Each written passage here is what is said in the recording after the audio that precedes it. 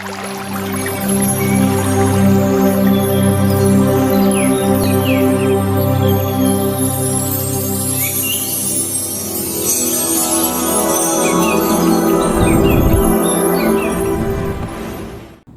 കുതിരകളെ കെട്ടിയ രഥങ്ങളുണ്ടായിരുന്നു.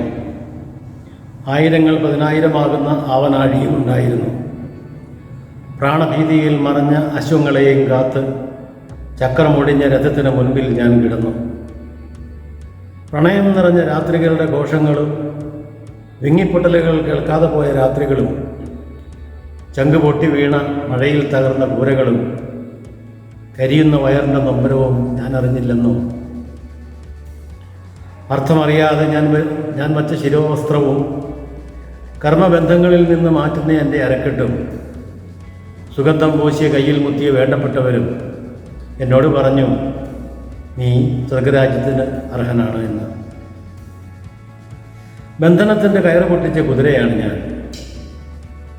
അശ്വമേധത്തിനായി പറക്കുന്ന കുതിരയാണ് ഞാൻ. കാവൽക്കാരൻ്റെ മാറ് പിളർന്നിട്ടായാലും എല്ലാം തകർത്ത് പായുന്ന ഒരു കുതിരയാണ് ഞാൻ.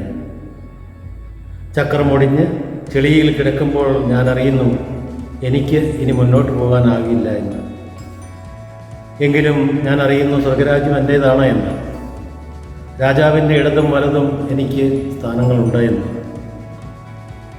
അധികാരത്തിൻ്റെ മത്ത് പിടിച്ച കാലങ്ങളിലും ചെങ്കോലും കിരീടവും അലങ്കാരമായി ചുറ്റിയടിച്ചപ്പോഴും എല്ലായിടത്തും ഒന്നാമനാകാൻ വിറ പൂണ്ട് നടന്നപ്പോഴും ഞാൻ അറിഞ്ഞില്ല എല്ലാം കൈവിട്ടു പോകുമെന്ന്.